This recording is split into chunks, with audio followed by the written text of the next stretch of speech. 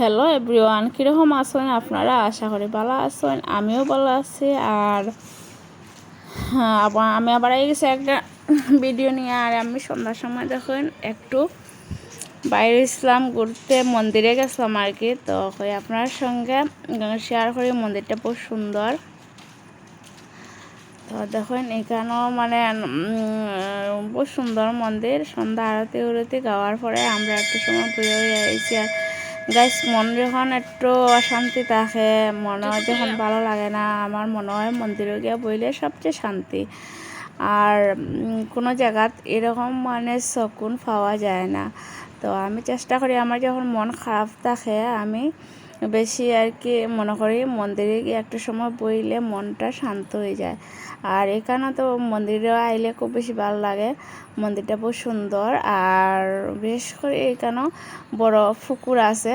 পুকুরের মধ্যে মানে নারায়ণের মূর্তি আছে, খুব ভালো লাগে দেখতে, খুব সুন্দর। আর তারপরে আমরা গেছিলাম যেদিন, এই দিন মানে কিতা পঞ্চমী না কিতা জানি আসিল, মানুষও কম আসিল। তো আমরা কয়েকজন মিলিয়া তারা সন্ধ্যা আরতি গাইছে। আর আমরা একটু সময় বইয়া হইয়া ঠাকুরের প্রণাম করিয়া প্রসাদ উসাদ নিয়ে আই গেছি।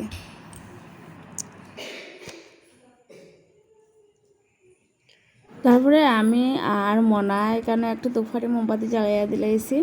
দুফানটি মোমবাতি জ্বালাইয়া দিয়া আমরা একটু বইয়া একটু সন্ধ্যা আরতি তারা গাইছে, আমি বইলাম, বইয়া হইয়া তারপরে প্রসাদ লইয়া আই গেছি। তারপরে আমার দেখুন এখানে বিশেষ করে দেখুন মানে বিষ্ণুর যে মূর্তিটা কত সুন্দর, জলের মধ্যে খুব ভালো লাগে, মানে আলাদা একটা আর কি সুকুন পাওয়া যায়, ভালো লাগে। এখানে দেখুন শ্রীকৃষ্ণ, মানে মন্দিরটা খুব সুন্দর।